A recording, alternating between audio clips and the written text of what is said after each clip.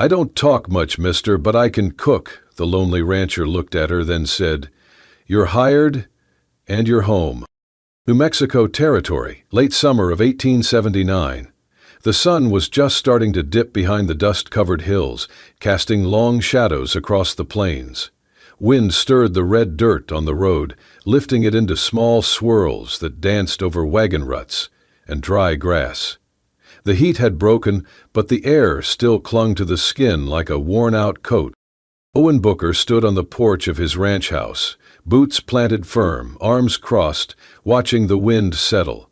He had been fixing the hinges on the barn door when he heard it. A knock. Not loud, just enough to be certain. He turned. At the edge of his porch, standing as if she might collapse at any moment, was a girl. 19, maybe 20.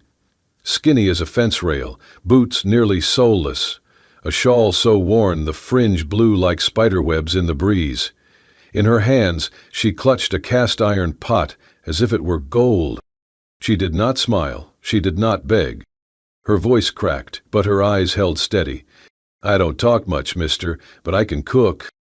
Owen said nothing. He studied her, the way her lips were chapped, how her knees trembled but never buckled, how her hands were blistered, yet still gripped that pot like it was the last piece of her mother she had left. His brow furrowed. "Name?" "Ellie Mae," she said, soft as a prayer.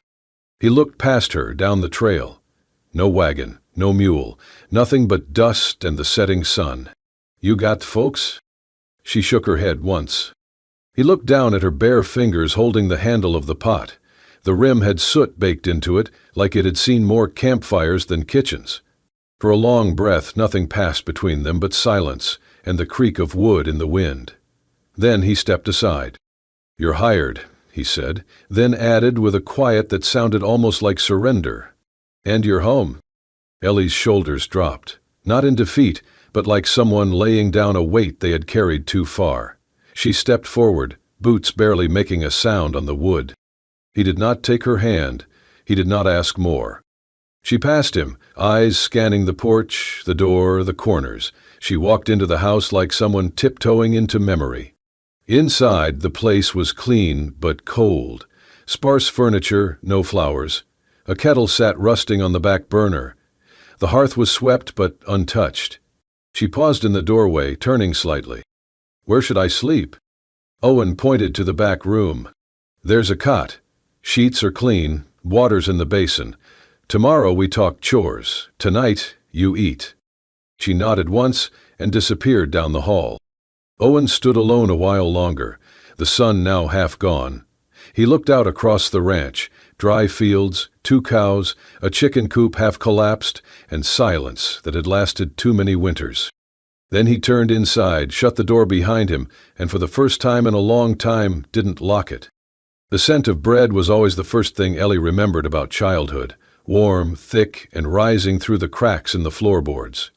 Her father, George May, worked the ovens of Millstone Bakery before dawn, his hands always covered in flour and burns.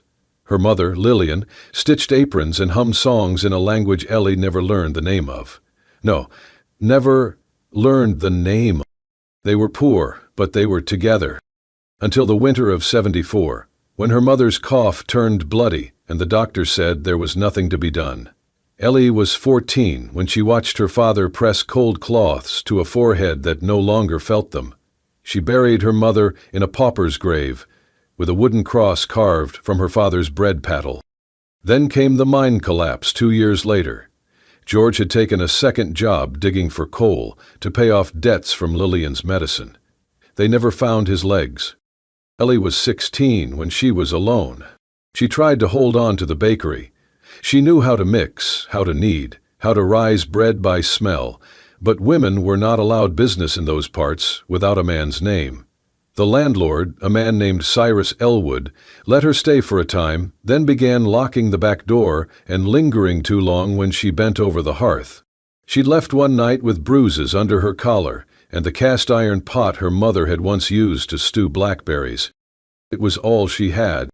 She walked east first, toward Haddon's Fork, thinking perhaps the church might help. but the Reverend's wife clutched her Bible when Ellie approached, and a boy at the general store shouted, "Ain't no husbands following that one." She begged in silence. She held out the pot. At the next town, she offered to cook for board. The innkeeper let her wash dishes.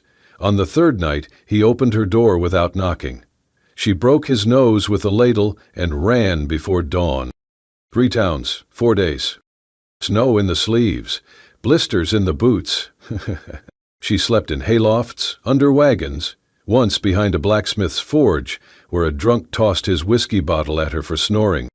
By the time she saw the wooden gate of a ranch at the edge of nowhere, her lips were split. Her belly had forgotten what warm food was. She stood outside the fence, one hand clinging to the cast-iron pot, the other pulling her shawl tight across her ribs. "I don't want your pity," she whispered to no one. "Just your fire." Then the world tilted sideways. She did not remember the fall. Only the dirt against her cheek, the sound of hooves, a voice gruff and distant. "Someone get water." When she woke, it was not to sunrise, it was to quiet, to warmth. The scent of oats boiling on a stove, a room with stone walls, a blanket that smelled of cedar, and a man with rough hands placing her pot beside the hearth like it was made of glass. He had not taken it. That was how Ellie Mae knew she had not been stolen from, only saved. And still, she kept one hand on that handle through the night, just in case. The door creaked as Owen opened it, revealing a room cloaked in shadow and dust. "You can stay here," he said simply, nodding toward the bed without meeting her eyes. His voice was steady, but the way he lingered at the threshold suggested the room meant more than the few words aloud. Ellie stepped inside, her bare feet brushing against the cool floorboards, worn smooth from years of quiet footsteps. The air carried the faintest trace of lavender, long faded but stubborn in its persistence. The bed stood neatly made in the corner, a hand-stitched quilt pulled taut across it, the edges untouched by recent sleep. A lace doily sat atop the nightstand, yellowed with time. A shelf on the wall held a wooden hairbrush, a cracked mirror, and a pair of embroidered gloves, stiff with age and stiff with memory. "This was hers?" Ellie asked softly, not to pry, just to confirm what the room already told her, the way a place can whisper loss without speaking at all. Owen gave the slightest nod, his eyes not leaving the doorframe. "My wife, Clara. Fever took her, spring of '74. Ellie lowered her eyes, her voice small. "I will keep it clean. I promise." He stood there for a breath longer, then turned without a word, and left her alone in the room where ghosts still lived. She stood in the silence for a long time, running her hand gently along the dresser's edge, careful not to shift anything. Dust clung to her fingertips. She walked to the window, its panes streaked with time, and pulled the curtain back just enough to let in a sliver of moonlight. Then, carefully, she folded her blanket on the chair and sat on the edge of the bed, unsure if she belonged, but grateful to not be outside. The next morning, Ellie opened the door and found a bundle of kindling and 2 fresh eggs resting on the bench just outside. No note, no knock, just there, like a silent offering from someone who did not know how to say welcome.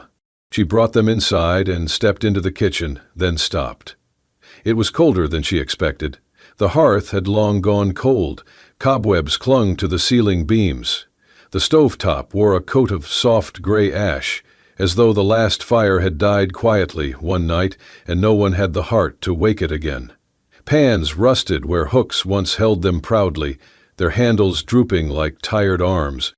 She walked through it slowly, fingers brushing along the counters. There were knife marks on the wood where onions and apples had once been chopped. A tin of dried herbs, unopened, sat on a dusty shelf. She picked it up and turned it in her hand. Someone had loved this place, then left it behind. She rolled up her sleeves and tied back her hair, found a rag, boiled water, scrubbed the counters until the grain showed through again. She opened every window, letting in the pale morning. The wind was sharp, but it smelled clean. It felt like exhuming a memory. She found a chipped blue bowl tucked in the back of a cupboard, washed it twice, then cracked the eggs into it. Her hands shook, but the rhythm of whisking settled her. She added salt from a jar nearly full, chopped onions finely, and moved like someone who had always known how to work with fire and hunger. As the scent of eggs and heat began to fill the air, she reached up and rehung a sun-bleached curtain. A triangle of golden light spilled across the old wooden floor, catching on something tucked between two books. She leaned in. A photograph, worn and soft at the edges, barely clung to the frame. A woman with kind eyes and a boy smiling shyly beside her. Owen's wife. His son. Ellie stared at it for a long while, then bowed her head. "I'll take good care of it," she whispered. She was not sure if she meant the photograph, the house, or the silence that still clung to its bones. Maybe all three.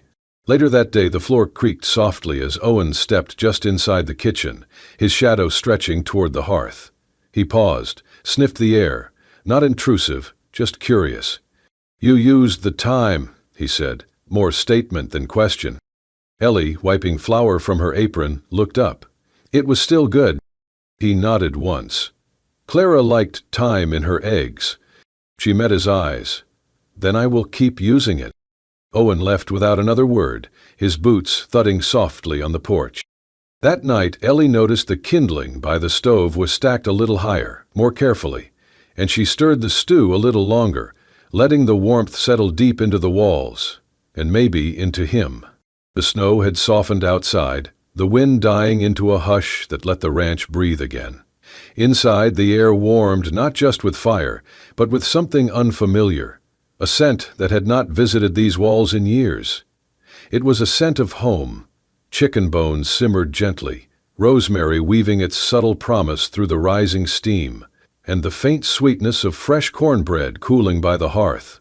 Ellie stood by the stove, careful not to spill a drop, ladling chicken soup into a deep ceramic bowl that once belonged to Owen's wife. The broth shimmered golden in the lantern light, filled with tender carrot rounds, cubed potatoes, and a whisper of rosemary, not from any cookbook but embedded in her memory. It was a recipe passed down by her mother, learned by heart around crackling stoves, and shared lullabies that soothed a child to sleep. Beside the bowl, she placed a slice of cornbread, its edges browned just enough to break with a soft crunch. She ran her fingers over the crust, remembering the way her mother used to gently pat down the batter before baking, humming melodies that felt like sunlight itself. She carried the plate to the table and stepped back. Owen was already seated, his rough hands folded on his lap, eyes unreadable in the dim kitchen light. He watched the food with quiet intensity, as though tasting something far beyond flavor. Ellie offered a quiet nod, voice soft like the falling snow. "It is nothing fancy, just a farm meal." He did not reply. Instead, he reached for the spoon and dipped it into the soup. The room fell into a silence thicker than the steam. All she heard was the slow scrape of metal against ceramic, the soft ticking of the mantel clock, and the subtle crackle of the hearth fire, each moment stretching longer than the one before. She stood, stiffly, hands clasped in front of her, waiting, not for praise, but for permission to believe that this was enough. Owen finished half the bowl before setting the spoon down with deliberate care. He drew a breath, as if tasting the words before letting them out. "Cornbread's the kind that holds together," he said, voice low and measured. Ellie's shoulders eased as she nodded. "Cornmeal and lard, no eggs, Mama's trick when the hens wouldn't lay." He listened, eyes on the bowl, before shifting it toward her. "Good soup?" Her heart lifted, but her voice remained small. "Thank you." He rose then, putting his spoon back into the bowl, and stepped outside into the cold. The screen door slammed softly behind him. Ellie exhaled, shoulders slumping as the tension left her body.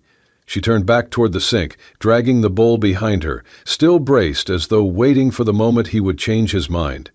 But she felt something settle instead, something like hope. Later that night, she made her way through the kitchen, a candle in hand and a blanket wrapped tight around her shoulders. On impulse, she paused at the threshold, sensing rather than seeing. Owen stood by the window, barely moving. His figure was outlined against the dark pane, the faint reflection of the hearth fire behind him. His arms were folded across his chest, silent and steady.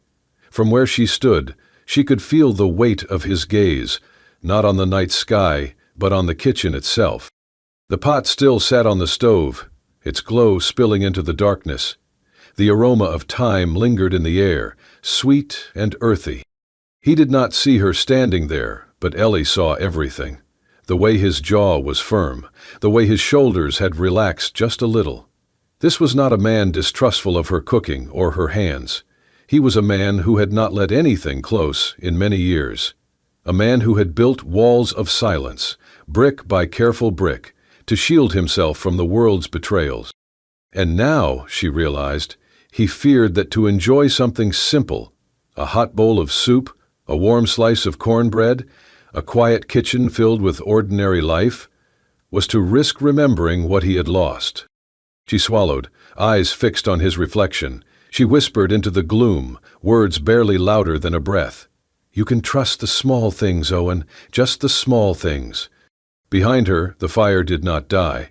It crackled gently, a promise that some warmth could return and that some losses could be healed, one quiet meal at a time. The night sky unfolded wide over the plains, stars pricking the velvet dark like someone had stitched light into the heavens. The wind was soft for once, curling around the porch like an old dog resting at their feet. Ellie sat on the top step, shawl wrapped around her shoulders, knees pulled up to her chest. Owen sat beside her, boots planted firm on the ground, hat tipped low to keep the chill off his ears. They had eaten supper in silence, roasted turnips, leftovers, stew, and slices of cornbread from the morning batch. Now they sat together, not talking, not needing to. The quiet was not awkward, it was full, the kind of silence that held space, like a blanket between them.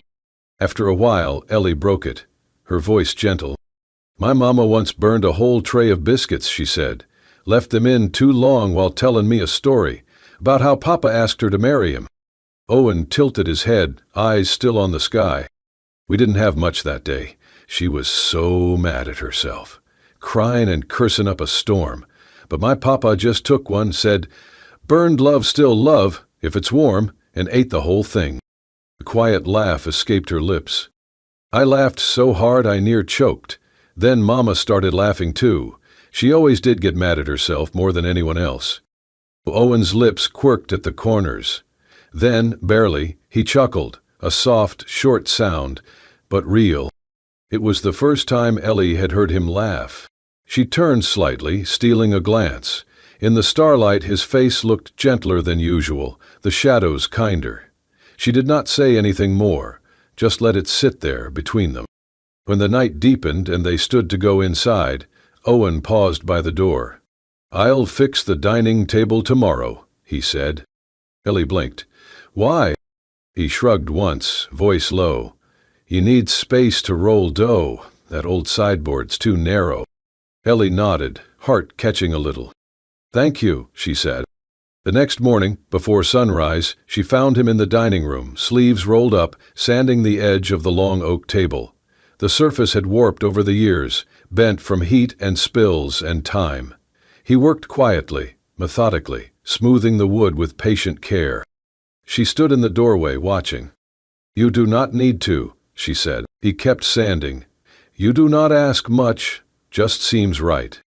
That afternoon she baked again. This time it was sweet rolls, light, golden, brushed with honey. When she brought him one, he took it in his calloused hand and bit in without a word. But when he looked at her, just a moment, just a glance, she saw something had shifted. Not much, but something. A week later, she found a new rolling pin on the shelf. Not new, really, just newly carved, from oak, shaped by hand. It fit her grip perfectly. There was no note, no mention of it, but she knew. And she whispered into the flower that morning, "Some men love louder without words." And the dough rose just fine. The day had been long and dry. Ellie had spent the morning kneading bread and the afternoon hanging wet linens across the fence. The wind tugged them like restless hands, and she could feel a storm was building, though the sky stayed blue. By sundown, she was in the kitchen, dusting flour from her apron when the knock came. Not on the front door, on the side gate. 3 slow raps against the wooden post, then silence. Owen was still out in the pasture, checking the irrigation ditch. Ellie stepped out onto the porch cautiously, a rag in hand, her heart thudding like it always did when the world felt too quiet. A man stood at the gate, tall, lean, with a crooked smile that held no kindness. "Well, I'll be," he said.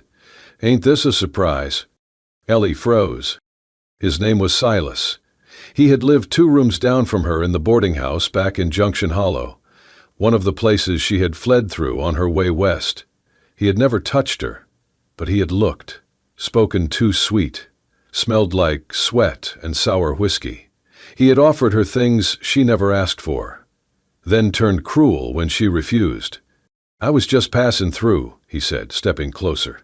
"Saw the smoke from the chimney. Thought maybe someone here had a plate to spare. Didn't think I'd find you, of all people." Ellie gripped the rag tighter. "Thought you was gone for good," he said, eyes scanning the yard, the porch, the table behind her. "But look at this. Fresh laundry, porch flowers, and a clean dress. You must be doing all right for yourself."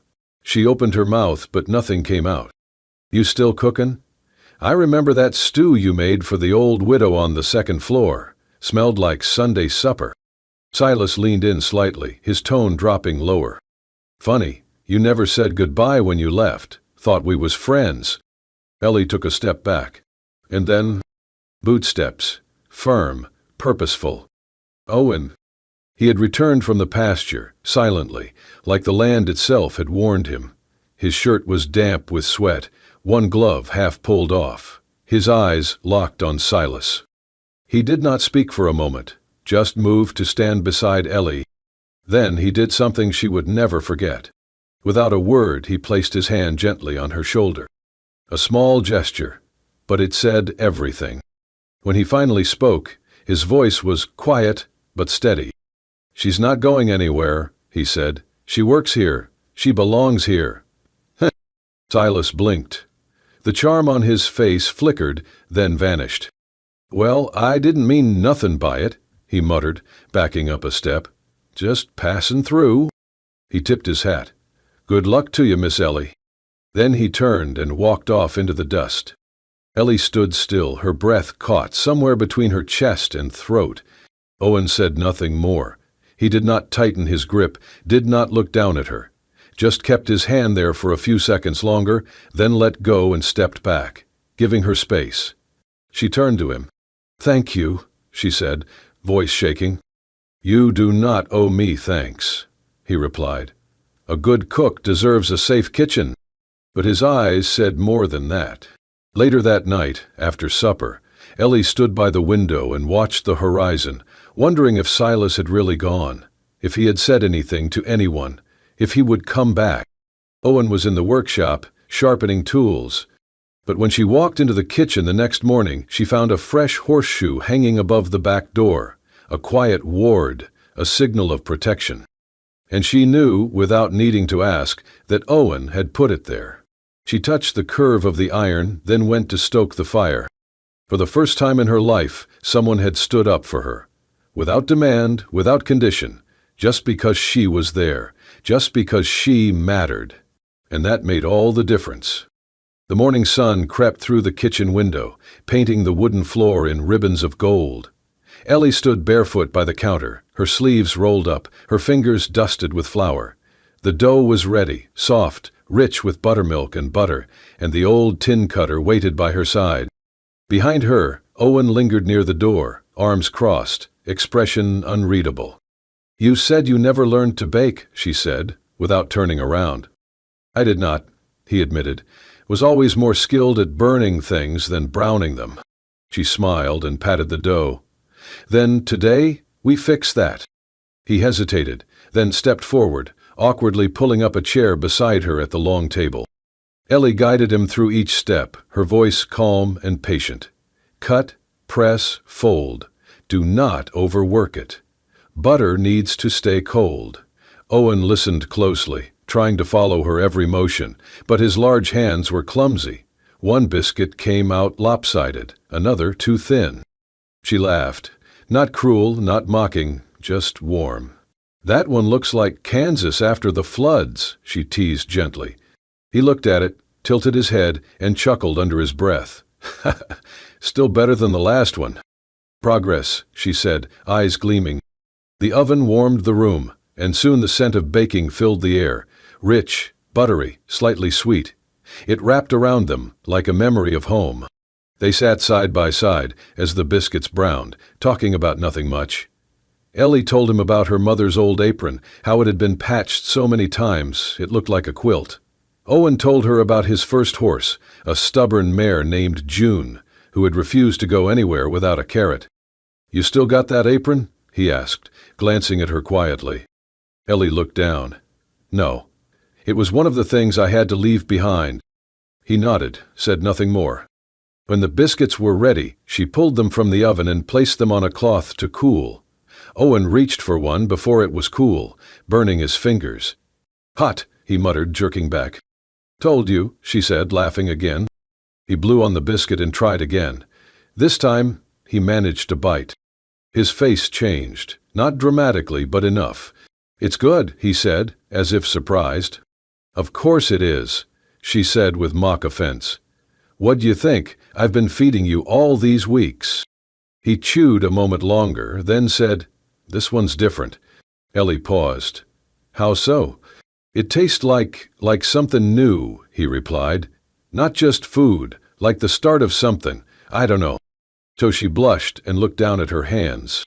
The next morning, Ellie came into the kitchen expecting the usual, firewood, eggs, maybe a small jar of preserves. But something else waited for her. A small bundle, wrapped in twine, sitting neatly at the center of the table. She unwrapped it slowly. Inside was a bunch of wildflowers, clover, sage, 2 early daisies, and something purple she did not recognize. No note. No name. Owen came in a minute later, his boots heavy on the floor. He did not say anything at first, just walked to the sink and washed his hands. Then, as he dried them, he nodded toward the flowers. "For the kitchen," he said simply. "That smells like life again." Ellie turned to him, her fingers brushing the petals. "Thank you," she whispered. He nodded once, then went back outside. Later that day, she found herself humming while she kneaded dough. The song was something her mother used to sing when she thought no one was listening. Ellie had not thought of it in years, but now it rose to her lips without effort. That evening they sat on the porch, watching the sky turn gold behind the hills. Neither said much, but Ellie noticed how Owen's arm rested just a little closer than before, how he glanced at her when he thought she wasn't looking, how he exhaled like a man beginning to breathe again. In the fading light, she looked at him. "You ever think about what it means to stay?" she asked quietly. He tilted his head. "Meaning?" She shrugged. "Most people I've met, they run. Run from places, run from themselves, run from what they lost. But this place, it feels like staying might not be the same as being stuck." He looked at her for a long time. "I've been stuck before," he said. This don't feel like that." She smiled, soft and slow. "No, it don't." There were no grand declarations, no promises made under moonlight, just the warmth of 2 people learning how to belong, in their own quiet way. And in that simple silence, surrounded by biscuits and wildflowers, a smile bloomed that neither had worn in years. Spring returned to the plains, gentle and full of color. The wildflowers came first, scattered tufts of purple and yellow across the ridge, and then the grass, green and forgiving after a long, wind-bitten winter. The ranch, once so quiet it felt haunted, now hummed with simple rhythm. Fences mended, soil tilled, biscuits rising before sunrise. The kitchen had changed the most. It was no longer just a place to eat. It was alive with conversation, laughter, and smells that made even the coldest mornings feel warm. Ellie Mae stood by the window, her hands still dusted with flour. She watched Owen across the yard, hammering a new beam into the porch rail. His shirt clung to his back, streaked with sweat and sawdust. She smiled faintly. Then, Her smile faded. A letter sat folded on the table behind her. An offer. The mayor's wife from town had come by last week, tasted Ellie's peach cobbler, and said it was better than anything this side of Abilene. She had a storefront open, a small kitchen in need of a baker. A chance to start her own shop, her own name above the door. Ellie had never had that. Never had much of anything. And yet, she baked one last loaf before dusk, a golden-crusted sourdough, her mother's recipe. That evening, she found Owen on the porch, gazing out over the fields. She sat beside him, placed the loaf between them, and spoke quietly. "I was thinking I might go," she said. "Town's got a kitchen with my name waitin', stove that works, real customers." Owen nodded slowly. He looked at the loaf, then at her. "You should," he said, "if that's where your heart's leanin'." Ellie swallowed. "It's not about heart. It's about not missing what might be mine." "I understand." He stood and stepped off the porch, walking back into the house without another word. She sat there alone for a long time, the bread untouched, the night colder than it had been all week. The next morning, just after sunrise, Owen stood in the barn tying up bundles of rope when he heard footsteps behind him. Ellie's voice came soft but certain. "I made it to the edge of town," she said. He turned. She stood there, still in her apron, a warm loaf tucked beneath one arm, a travel sack nowhere to be seen. "But when I saw the sun hit that ridge, I just couldn't go." Owen took a step toward her, eyes searching. "I'm not leaving," she continued, holding out the loaf. "Not unless you fire me." Owen looked at her. For a moment, neither of them moved. Then he reached into his pocket, pulled out something small, wrapped in an old cloth, worn thin from years of being kept close. He unfolded it. A silver ring, modest, scuffed with age, but clean, whole. He placed it in her flower-streaked hand. "Then you're not just hired," he said, voice low and rough. "You're home." Ellie blinked quickly. Her fingers closed around the ring. "I hope you like biscuits every day," she whispered. He smiled. "As long as they come with you." The sun rose higher, casting warm light over the ranch house, the old fence, the kitchen window with its patched curtains. Birds chirped in the distance. Somewhere a windmill creaked. Inside the kitchen the fire crackled. 2 mugs of coffee waited, and on the table beside them a single wildflower in a mason jar. It was not a grand proposal. There were no candles, no music, no lace. But it was love, as sure as anything ever was. Love in the shape of a warm loaf, a silver ring, a place by the fire, and a man who did not say much, but who had said enough. Because sometimes your home is the only vow you need. If this story stirred something in your heart, the silence of a man's love, the strength of a woman's will, the warmth of a home built from nothing but kindness, then there are more tales waiting for you on this journey through the old American frontier. Subscribe to Wild West Love Stories for more timeless romances born from dust, wind, and quiet devotion. Stories where words are few, but hearts speak volumes. Where love is not just felt, it's earned.